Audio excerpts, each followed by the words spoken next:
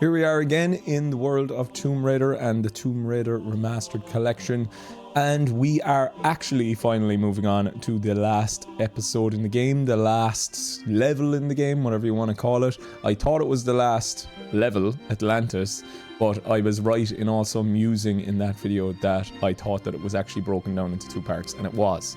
So this is going to be the Great Pyramid, and I am going to click into it, but I suppose the issue is here is that we're going to launch straight into a boss battle, and I need to obviously be prepared for that. But here we go anyway, just so that you know that that's where we're headed. Obviously the last time we left off, Lara and Natla had a bit of a tussle right away up there over the ski-on. Lara tried to break the ski-on with one of her guns, and Natla plummeted to her doom, but not before unleashing this unholy, beastly, monster-looking thing, known internally at Core Design at the time as the abortion, apparently, which Lara actually referenced, or it was Natla. Somebody in the last cutscene anyway, one of the two of them referenced it as being an abortion of some description. There was also a Japanese guidebook at the time released, and it was known as Adam, actually, in that guidebook, but it's kind of unclear whether that was something that the person writing that piece for the guidebook came up with themselves or not. But anyway, at Core Design it was known as the abortion. It's also known as the legless monster and mutant and all other sorts of things. I always thought it had a slightly monkey type vibe to it, which is funny because in the anniversary edition they obviously make it way more monkey looking, kind of gorilla-esque. But anyway, this particular boss is a little bone of contention for me and my friend, because my friend believes that in his own head that this is the final boss in the game. Now, that is just unfortunately factually untrue, because it is not the last boss in the game. But what the beauty of this remaster is that it finally gets to settle this debate about it, because each of the bosses in this game have, as you can see at the bottom of the screen in the remastered graphics, a life bar. And that means anything with a life bar is considered a boss. So Larson was a boss, Pierre was a boss, the cowboy was a boss, the skate kid was a boss, the bald guy was a boss. You know, anything with a life bar is a boss. This guy is a boss, as we can see. He has a life bar. Now, he tanks a lot of like bullets. He seriously tanks a lot of bullets. So I have to be I have to lay into him when I start fighting him here. But so I've never thought this was the last boss in the game. I can understand where my friend is coming from, because most of the last bosses in the original Tomb Raider games were large enemies. So like in Tomb Raider 2, spoiler alert if you haven't played Tomb Raider 2 by the way, shut your ears for like 30 seconds. Obviously the last boss in Tomb Raider 2 is a large dragon, and then Tomb Raider 3, spoiler alert, the last boss is a large Spider-Man. But anyway, so I suppose that's probably where my friend is coming from.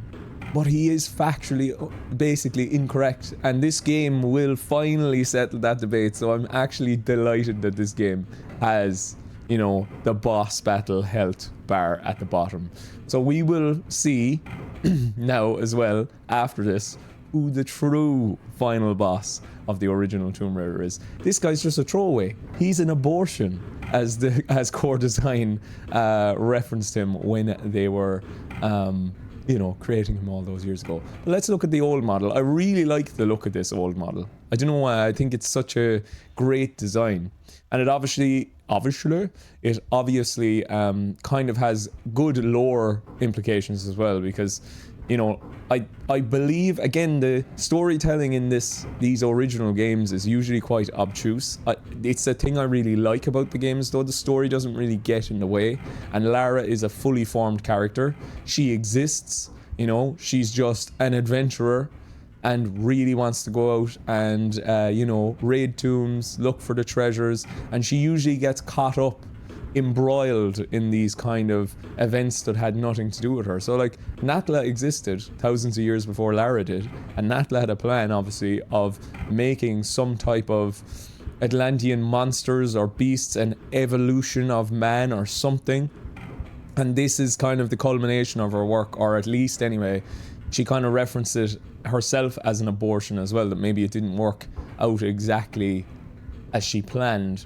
But again, as I said, the storytelling in these Tomb Raider games, the original Tomb Raider games, is just so obtuse in places that it's actually hard to really fully understand what's going on a lot of the time. Even though you have cutscenes and stuff, they're not very forthright with the lore, we'll say. But I think it's a good thing, because Lara is just, you know, she's just there, and these things are happening, and she happens to then help stop the bad stuff that's going on. But that's what I really like about these original Tomb Raider games.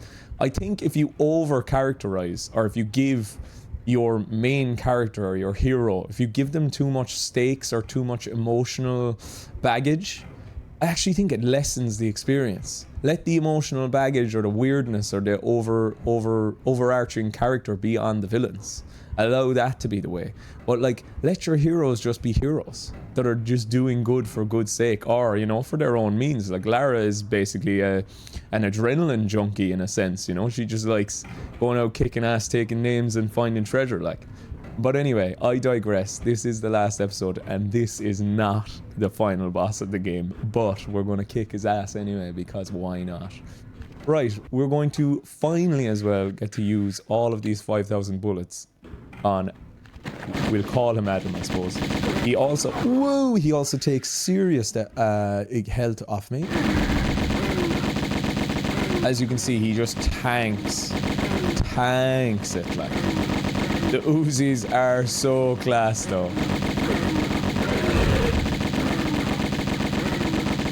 And there's Lara looking so fucking cool. Oh my god, look at Lara with the Uzis. Holy shit, she's actually class, like. Oh my god, just bring back OG Lara. She's like a superhero with guns. But a good one. That's actually class. There we go, we're not doing too badly. Is there a trophy? Actually, that's another thing I need to check. Is there a trophy? No, it doesn't look like there's any trophy in specifically how you kill him. It just says, you know, defeat Natla's new breed. So obviously, as I was kind of referencing earlier, Natla's whole plan this whole time seems to have been some type of creation of some new, I don't know, advanced being or something. We don't really learn much else about it. Look at this too. Yeah, he tanked so much health. He's definitely, I think he's the strongest enemy in the game, as far as I know. Because even the true final boss, the actual real final boss of this game, you can take them out pretty quickly, you know. There we are, and he does a kind of, he does this kind of Shakespearean death thing here, where he puts up his hand, I think.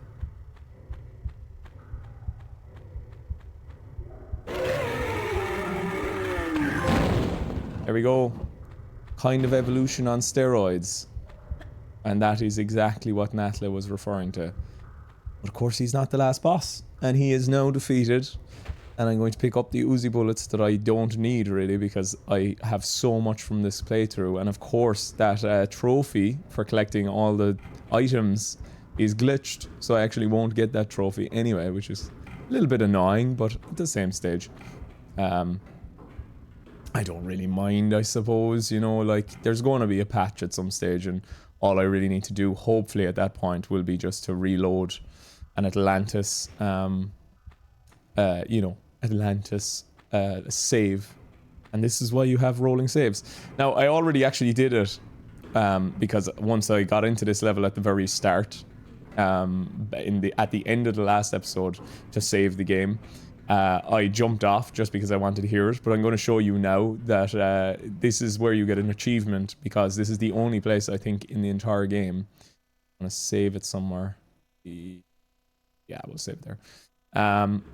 This is the only place in the game where it's high enough that Lara will actually scream twice.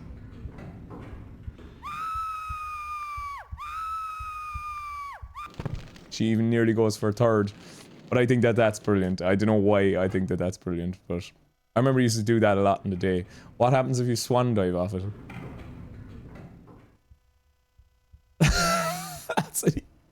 That's an absolutely evil way to kill poor Lara. Anyway, let's continue on. Okay, rightio. Here we go. I suppose I can use the Uzis really as much as I want now if on any enemies that happen to come up. Now this part of the game starts to get very complicated. This isn't one of my favorite parts of this game, and we'll see why shortly. Am I going up? Presume I am. But I can't do anything with that box. I can push it? Maybe I have to go around. Maybe I can push it from the other side. That seems likely. I'll just leave it there to make it easier to push out into the hallway when I need it, because clearly I must be going up there, yeah. Okay. Moving on. I hear something not great. Oh, we've got some kind of tunnel up there leading to a breakable wall. Right, push the box, move on. Right, we can just... Lara pushing mid-air. Brilliant. Push the box again, dear. Dearest me, dearie Lara. Yeah, it's weird to already be kind of... It feels like I've only been playing this game a short time. No, it's a relatively short game and can be completed in like 5 hours, I think. Can't push it any further. It obviously can be finished in way quicker than that with some speedrunners, but like according to the game, it wants you to be able to finish it in 5 hours for a speedrun trophy, I think. Which means it's doable by an average person, like. I don't know if I'd be able to do it with a controller though. I feel like I'm just not good enough of a player with a controller. Well, there now is a glitchy camera. Another thing I saw today as well on Reddit about the classic mode is obviously the classic mode is running in 30 frames per second, and somebody was saying, oh, I hope the update brings in, you know, a higher frame rate for the classic mode. I think that would be a nice thing, but again, I don't think it should trump being able to play it in an original experience. Like, I'd love if they added a 4x3 mode or, you know, something else along those lines. I think that would be a great addition. But I'm going to save here on Natla's Mines, and we're going to attempt to go across here. Oh! Oh my gosh, she got out by the skin of her teeth. I'd say she trimmed a bit of her hair off there. In that one. Okay, we've got a walkway down there. This is where the place kind of starts all falling to shit a bit. This Atlantean house of dreams starts to become a house of nightmares, if it isn't already considered that. I presume I'm supposed to push that box there? Like, presumably? Only one way to find out.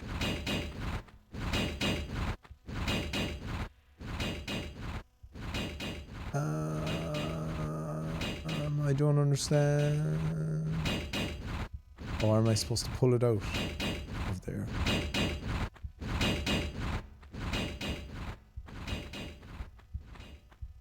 That wasn't locked, like. I presume that's this block here, and it has a switch on one side of it, so.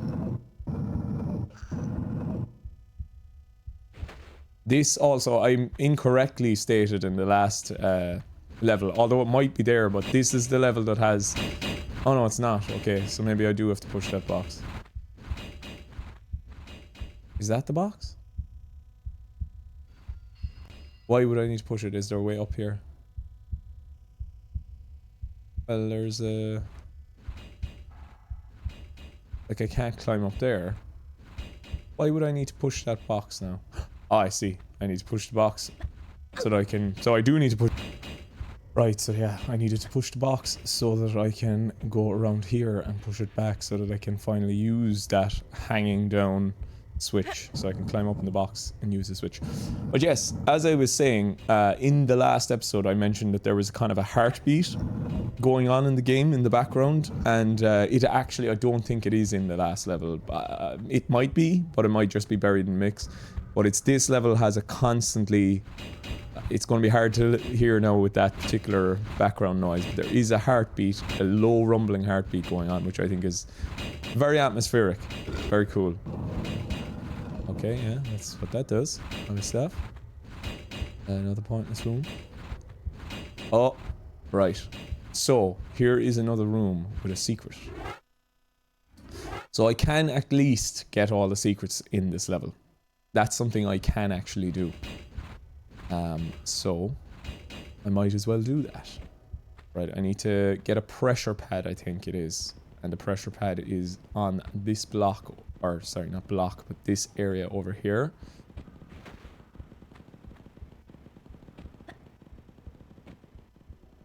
Oh, and there we are, yeah. So that raised the bridge and got me into the first area for the first secret in this level. I think there's 3 of them. No, there is 3 of them. It's not I think. I looked it up. There is 3 secrets. I have a tendency to say I think as if I didn't know, but I do know. And there are 3 secrets in this, and we will get all of those at least to get that trophy of getting all the secrets in all of the different levels. Right, and there's one of the ladders is up. Okay, right. Secret 1 complete. And we will continue saving as we go just for safety's sake. Because I do not want to die. And just make sure that there are... Like, there's no point at this stage me picking up all the pickups. Because I'm not going to get the trophy, unfortunately. But, I don't know. It's nice to just keep the consistency there. And at least, if I do forget any in this particular level, when that... Ah, well, there we go. I was right. I was kind of wrong to have walked up here, but there's a trophy. But, or not a trophy. My brain is in 5 places at once.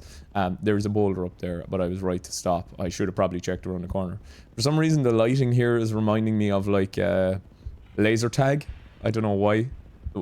Like, I would call it Quasar over here just because one of the local laser tag places for many years was called Quasar. But, yeah, just for some reason, the color... The red and the kind of purple rocks.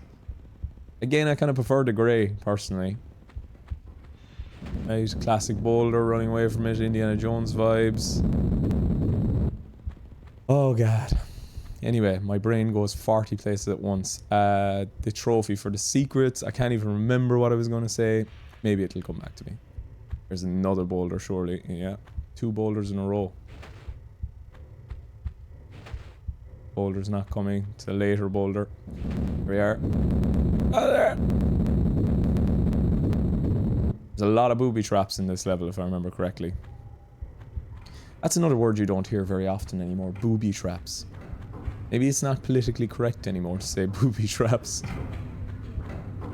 But booby traps are great. I like booby traps. Booby traps. Yeah, they're very 80s and 90s, aren't they? Booby traps again. It's not a thing you hear very often. Probably should have taken that a little more safely, but... Ah, here we are. Look. The Skion. And Lara can finally put to rest the Skion. So, here's Lara. She's not too happy about the Skion. She's gonna do a face. Rawr, I hate the Skion. And now the place starts absolutely thundering down around us, and I'm going to make sure that I don't miss any items on the way. If I remember correctly...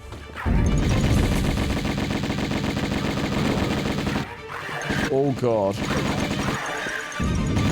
There was something I was reading as well the other day that New Game Plus, because of these guys, is supposed to be absolutely tremendously hard because they hit way harder. Oh, just leave me alone. Quickly, health. Have you any potions? Just die. Yeah, you see, this area is blocked off, so I cannot go that way. The place is falling down. So I have to do... I'm going to check all these areas to see are there items. Oh, I have to go down there, I think, if I remember correctly. If I remember correctly. Just using my old camera trick, you know? I think it's a good trick. I don't know how many people... If many people have talked about this as a legit means of moving forward in the game. So, like, after all that, what was the point in this tunnel? Was there something in it in the previous game? Kind of a waste of time, so. Can I fall down there safely? I can. And there is no items to be missed, is there? Always check in this old version because they stick out nicely like sore thumbs. Sore thumbs. To make sure the computer is still capturing, which it is, which is good. Okay. Whoa, whoa, the old camera. It's having an old shit attack. Right, we've got a classic Tomb Raider room here, really. With lots of things firing. Okay, well, I can tank some of the damage, it doesn't really matter. As long as I can make it across. What I want to know is who set up these traps? Like, in all honesty. Was Natla there setting up traps in this strange abomination we call Atlantis? Like, I don't believe it.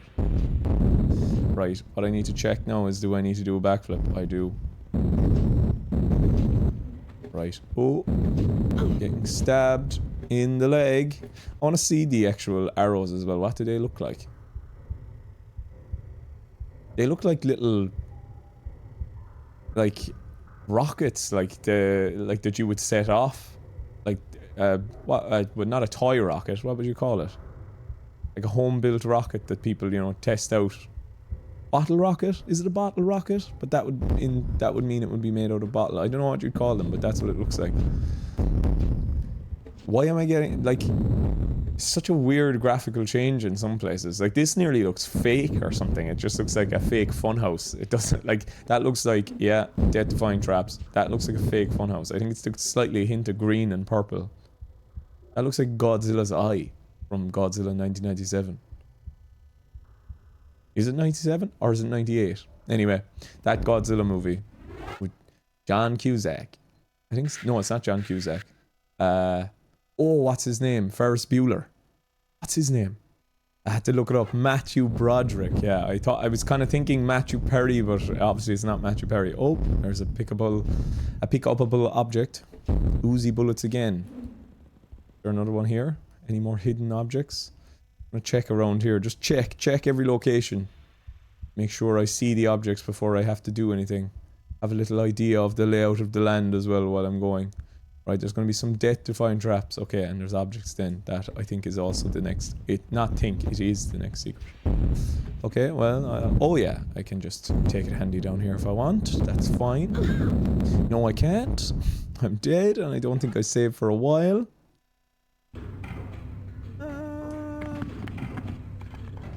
Oh, I still have to take on those guys though. Ugh. Okay, here we are, back again with the boulder. Get out of the way of the boulder. Come on, boulder.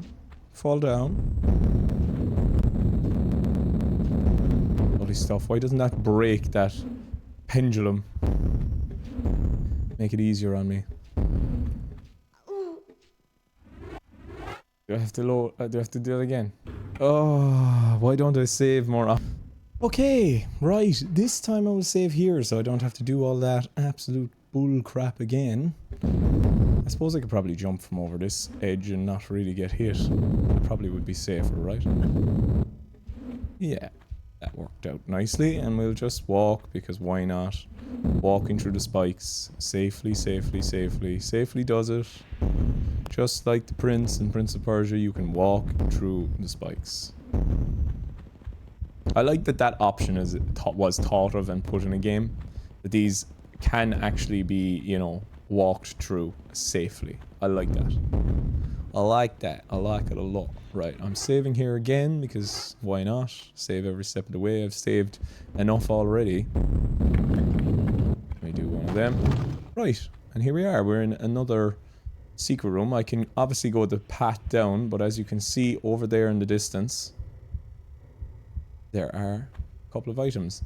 But you might be thinking to yourself, well, do I have to jump to that gap and climb over, or do I have to hop up from there? No. That actually is a ledge. A ledge that they don't tell you about. Which is very typical of Tomb Raider 3, actually. It's more typical of Tomb Raider 3. I didn't know that any of this was the case in the original Tomb Raider. That there were any ledges like that you could climb down and that just looked like flat textures. Because obviously in later games, the textures could become climbable that you will see in Tomb Raider 2 and 3. Probably not Unfinished Business, although because I've never played Unfinished Business, I've actually no idea. It'll be very, very interesting for me to play this for the first time. Right, that's way too dark. Like, that's crazy dark. That's another thing that they're going to be changing, hopefully, in the, with that patch. Is just like, some of the lighting is just too dark. Now, my screen, like, from my eyes, it looks fine, because I'm using an OLED TV. But, probably on the recording, like, it's just too dark. All you see is Lara on her own against the darkness. But anyway, that's games. And I suppose, do I jump down and do a backflip or something like that? There's only one way for it anyway, and that's saving.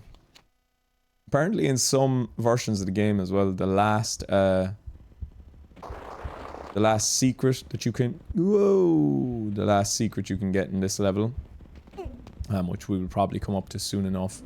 Apparently the secret in some versions of the game is unobtainable. Like, as in it won't actually fire off that it is a secret that you can pick up. Right, we've got some spikes that we don't want anything to do with. We have a boulder that will chase us down there. Another boulder. A lot of stuff going on here. And are they expecting me to get that? Are they expecting me to get that? How am I going to get that?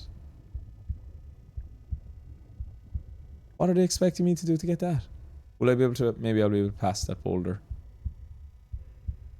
Alright, this is a pure hard room to deal with, I think. Can I climb up there? I suppose I probably can. What if I move over here? Will the boulder come down? No. Can I climb over? Is this... No, it's not one of them. It's not one of the free textures. Free to texture movement. Right, okay. Well, I just got to go for it, don't I? Okay, well, that's one done. I can save the game, take it a step at a time. Because I've no idea really how to get this particular health pack if I actually do want to get it, which I presume I have to at some stage. And there's nothing up there. Nothing at all. Nothing at all. Maybe you can pick it up. I don't think you have enough time. Can you squeeze back through? Can Lara squeeze through? Come on, Lara. You can squeeze through there, girl. There she is. Very good. Okay, you just hop over. Right. And we have another one. Another boulder. Sliding thing. Is there any items? Anything to grab? No. Checking around all the locations again. More doors. More door. Literally. Okay. Let's just give it a go. Did I save it? I think I did. Hope I did. No choice now. Just gotta accept it. Well, made it in one. And as always, every step of the way in this level, because this is quite an annoying level, so I might as well save it. I'll just continue to say that, but whatever. I don't care. It's me playing, not you or anyone else. Whoa, there's the fucking fire. Literally, Lara is kerosene. If that lava touches her, I'd nearly actually show it to you just for the crack. I'm going to save it here just to show you how quickly she goes on fire. It's kind of hilarious. We all know, you know, Lara is just made out of kerosene. Instant death. Instant kerosene. It's ridiculous, like. Okay, right. We'll hopefully make it across. We'll use this. Open the next part of the game. Is that more boulders over there? It certainly looks like it. Gonna be chased by a few boulders, I think.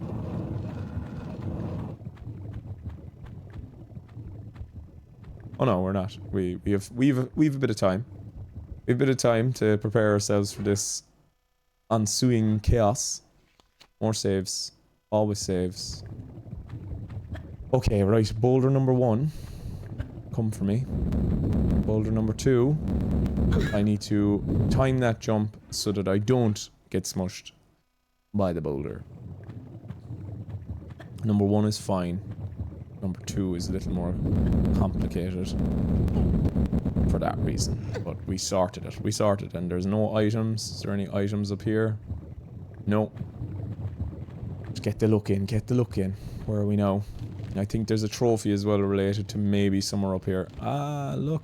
Our friend.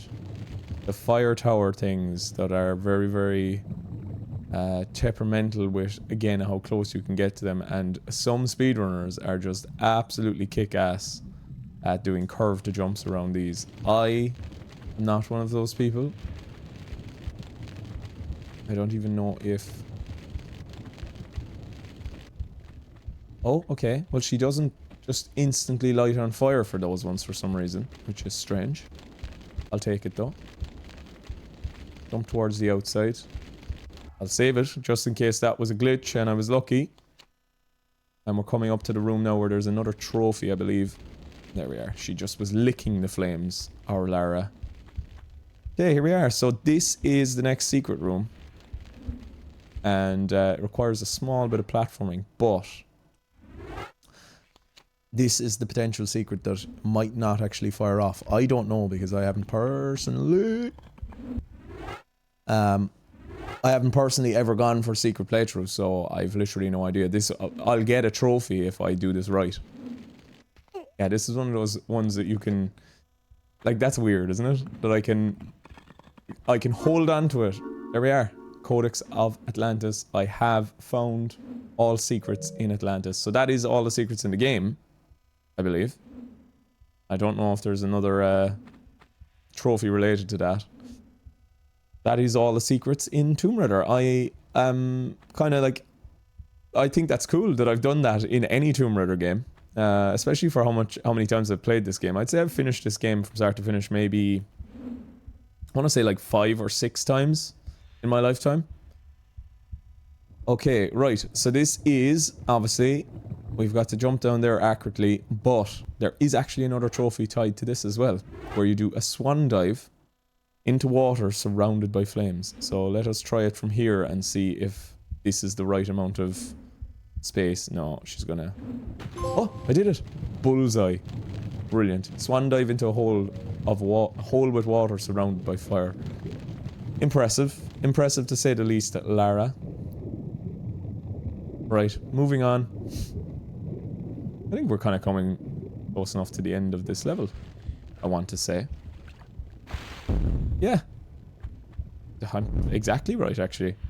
What I'm going to do before I go out is I'm actually going to use the camera just to have a quick look.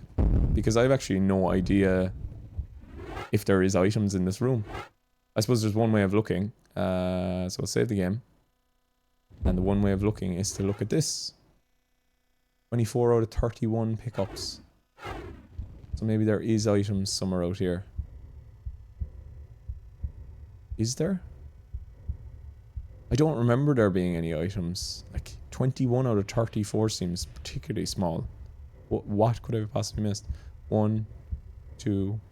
There's 2 Uzi bullets there that I can pick up. Which I will do. Have a quick look around the floor, see is there anything else? Do I need to get up on any of these columns to find anything? We've more up there or more up here. A few different rooms, there's probably more here somewhere. Look at me just casually searching around the rooms. I still think this is one of the funniest ways of getting around something. Why would I need to go up there? Can I go up there? I don't remember going up here at any stage for any reason. Maybe I can. There's no items though. Strange. Can I get up there? Maybe I can, yeah. Maybe there's a bit of platforming that you can do to get up to these different ones. Oh, I just kind of revealed a little bit, but we didn't see anything. We didn't see anything, ladies and gents. You didn't see a thing. We didn't see a thing. We didn't see a thing. Okay. Right, well, I'll get those Uzi bullets. And let's have a look. 24 out of 31. Well, if they're if both of those Uzi clips is 2 each. 2, 4. I'm still missing a good bit, like... I'll only have 28 out of 31. Okay, right. Well, let's move on.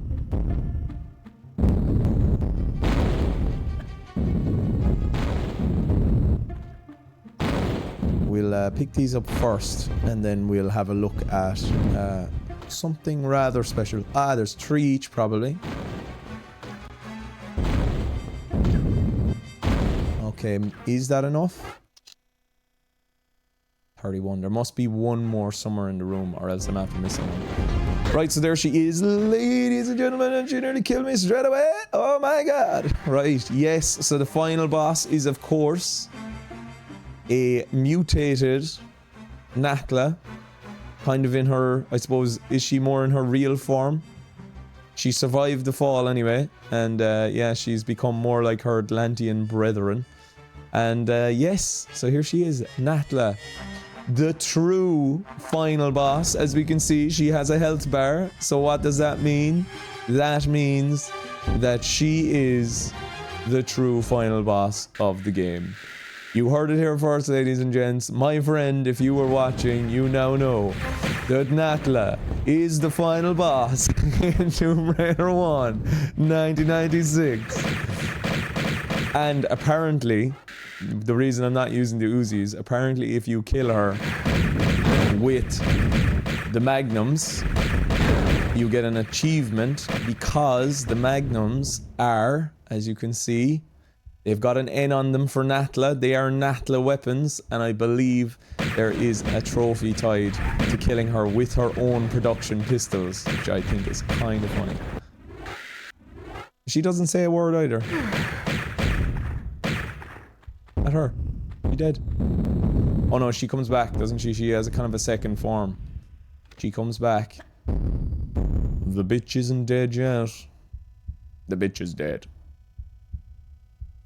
Where could that final object... It doesn't really matter, but... Maybe it's another glitched object. That's a possibility, I suppose. I suppose. So, as all... Bump off me and my brood so easy, Lara. Here she is again.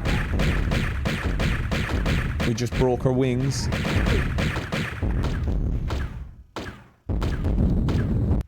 I can bump you off quite easily as I want, actually, Natla.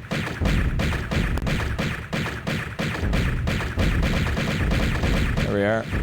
Just a battle of the wits. Stand and deliver. There we are. Curses like chickens come home to roost. Finish Natla with her own production guns, and yes, I can defeat the 3rd ruler of Atlantis. Well, there you are, Natla. You felt the absolute blade of your own bullets as dealt by Miss Lara Croft. Thank you very much. Now to get the hell out of this godforsaken pyramid. And yeah, as you can see, it is actually what looks like a pyramid. And that is, I presume, what the Great Pyramid bit is all about. So yeah, I don't know. Don't know where I missed that item, if there is one more item somewhere. Kind of annoying, but it's the same stage. I can't get that trophy, which is so weird. It's weird to have a legit playthrough of something and to not have a trophy tied to it, like trophy that I should have by right, because I put in the effort of getting all the items. But I suppose at this stage it's okay. I just have to write it off. At least it's only 2 levels to do, hopefully, if they do a good patch and the patch actually works out, that I don't have to replay the whole game in order to get that trophy. I can just clean up the items, and then I don't have to do an item run again if I want to get all the trophies in the game. There are a lot of trophies in this this trilogy of games, actually. Tomb Raider 1, 2 and 3 here. Right, obviously I'm heading this direction. I don't think I jumped enough. Oh my god, the skin of her toes. Save the game every step of the way. I'll save it over... Do I have a double of something else? Timothy Hoken, yeah. Timothy Hoken. That's alright for me, the Timothy Hoken. Alright, come on. Ooh. Thought I wasn't gonna make that, but I did. What a lovely, lovely thing. Okay. Is there another item here that I can have? Anywhere? No. Lara now escaping. I suppose there wouldn't be any need for any more items, I suppose. I get the feeling maybe there's an item on the ground somewhere in the pyramid part of that level. It's a possibility, I suppose. Woo. There we are. We're at the literal top of this pyramid. I believe you can die here right at the end of the game. Like, I believe that there is a possibility of dying. Because they often do this in these Tomb Raider games. And look, I have to do it, don't I? I have to finish the game with pistols in hand. Sliding down like a boss. Lara Croft. Rock and roll. What a cool way to end the game, like. Here we are, the Cataclysm of Atlantis. Woo, yeah. Brilliant. I wonder where that last item is. I'm gonna have to look it up at some stage. Obviously when the trophy comes around. But let's watch the last cutscene. Here we are. The pyramid is going haywire. Oh, beautiful. Re-rendered 90s CGI. I genuinely think the upscales aren't great of the CG. Like, I know they're not the best from the original either, but like, I think they could have done a better job on the upscales for the CG scenes. I definitely have seen like HD versions on YouTube that are better. There is Lara literally driving away from an exploding island, never to be seen again, off the coast of Ireland, in my estimation. I actually must look up where Atlantis is based in Tomb Raider, like in the lore of Tomb Raider, where they said the Atlantis place is. Brilliant. Literally driving off into the sunset. That is the only way for these games to end. Right, Aspire, thank you very much for that. I have to say, I think you've done a great job. There's obviously, it has its shortcomings here and there, no question. Just in terms of the glitchiness and stuff like that, but I'm sure that that's going to be cleaned up, and we're going to be presented essentially with a kind of an updated version of this game again. Another reason to play it again, which is great. I really enjoyed that. I hope you enjoyed watching. From another perspective, like, you know, I've played this game throughout my life, and playing it now again at the age that I'm currently at, a little older and a little more maybe critical in game design ways. There are a few levels that I previously liked that I don't think I like as much anymore. Atlantis didn't feel fun that time, but I don't know if they've slightly altered the difficulty. Like, I don't know if they have. It seems like those enemies, those Atlantean beings, are way harder in the original game to me. I don't know why that feels that way, but it just does. Sistren this time around, and I think it's down to the remaster itself, was not very enjoyable because I forgot that key for so long. I've always stood by the idea that I don't think Peru is a great chapter. It has its moments, of course. The T-Rex is class-like, and the Tomb of Qualopec is an interesting enough level, but I think I stand behind my statement that I think Greece is the best chapter in the game. I really like Natla's Mines, but I can see why people don't particularly like it that much. Overall, I think the level design across Tomb Raider 1 is strong enough. I don't think it's as good as it gets for this series, but certainly if you take it from the rose-tinted glasses of looking at it from the time of release, like it was revolutionary, really, to say the least, of a game.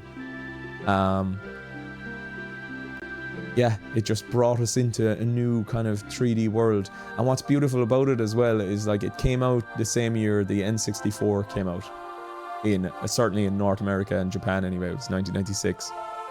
We didn't really get the N64, I don't think, in Europe until 97, a little later.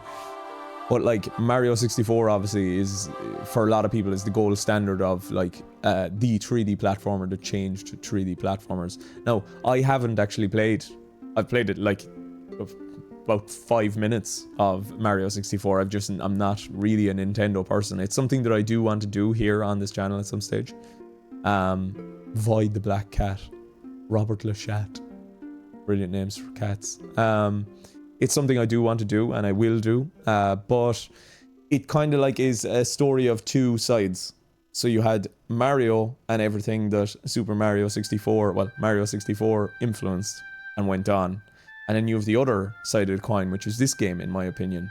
Like, this was the gold standard for 3D platformers.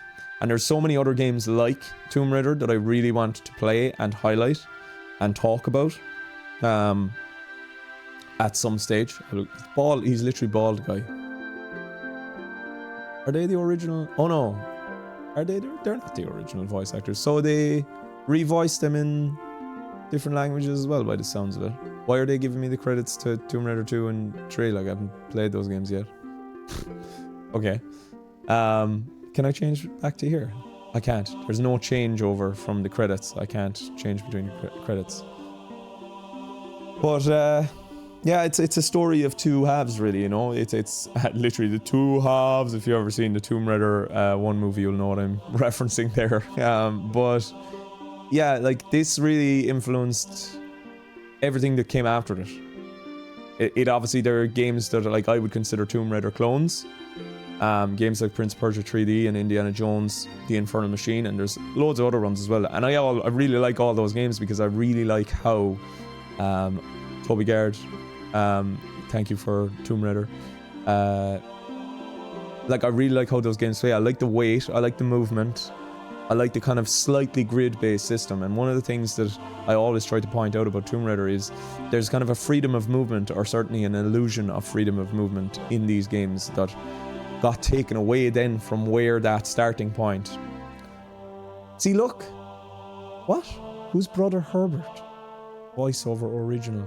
They've literally no... Natla. Is that the original? No. See, look. In the English cast, there was only 2 names. Do they actually not know who the voices were for the other characters? That's class. That's still that's a mystery that people should try to figure out. Who voiced Natla in Tomb Raider? She needs to be interviewed.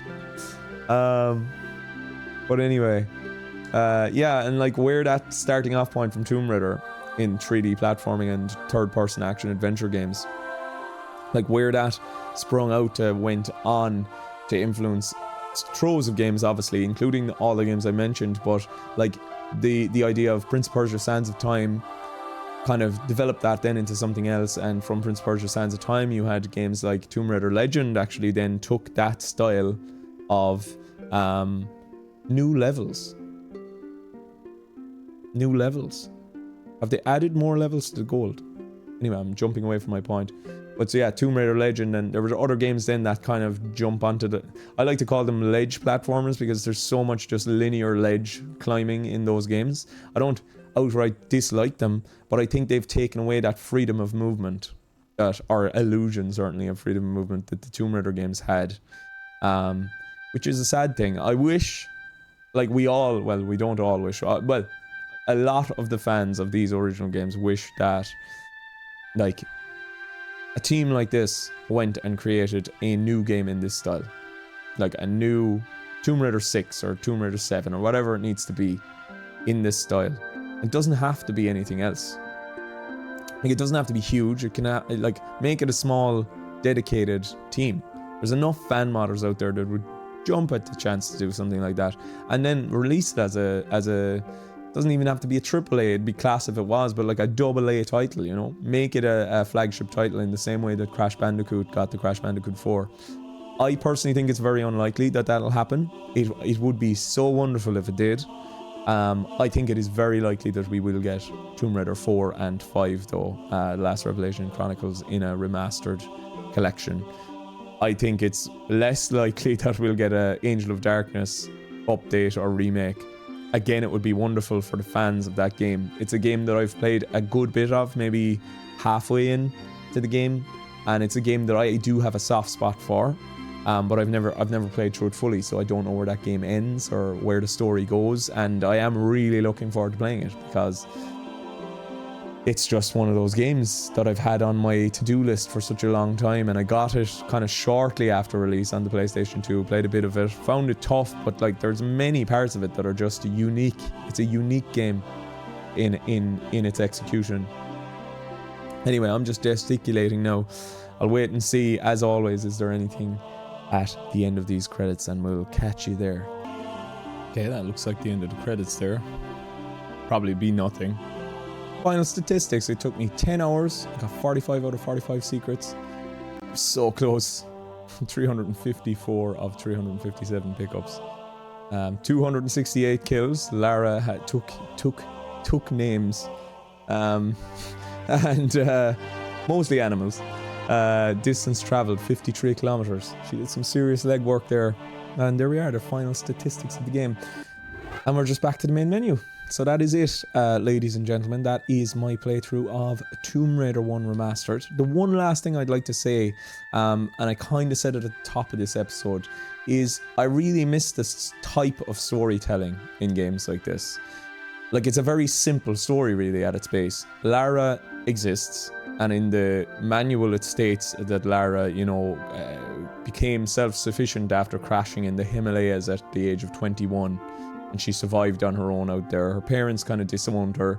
She became an adventurer. She has an interest in history and artifacts and adventuring and a general adrenaline junkie. And she is approached as a kind of up-and-coming adventurer on the news and all this stuff. The rich girl that's a bit wild or whatever.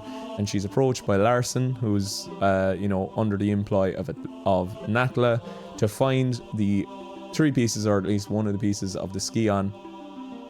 Because Natla will pay her a lot of money. And Lara accepts because she's just interested in that.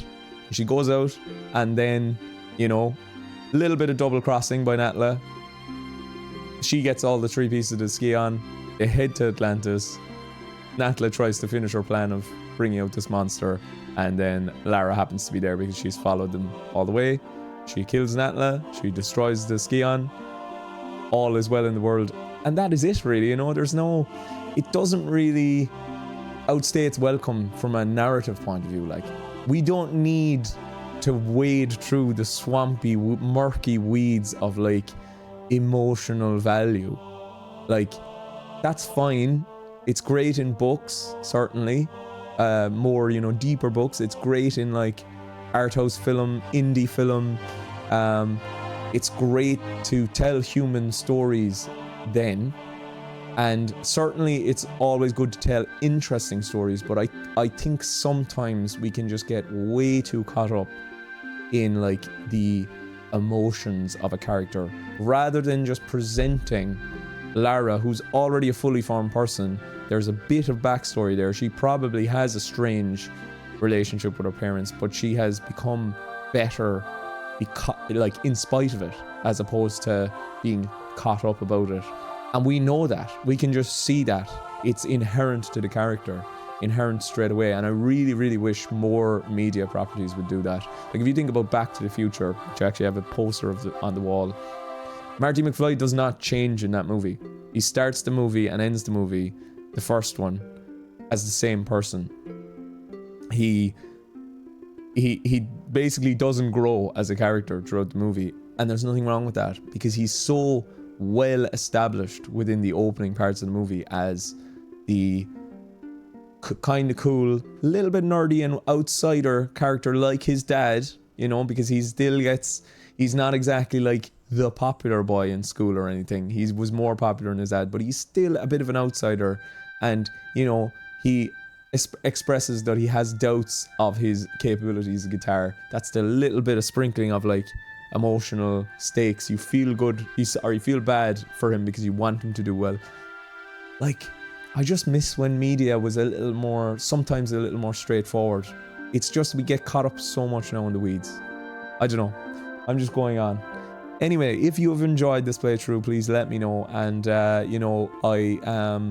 going to be doing more Tomb Raider games. I'm going to be playing loads of other games on this channel. I have many games to play, and which I'm looking at right there. I want this to just be a place where I get to play the games, and I hope you come along with come along for the ride if you want, and let me know of your experiences with Tomb Raider. And if you want to see any other games on the channel, I may not take your suggestions because I know that I want to play a lot of these games that I already have.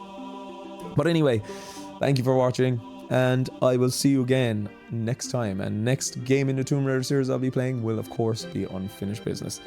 Thank you and goodbye.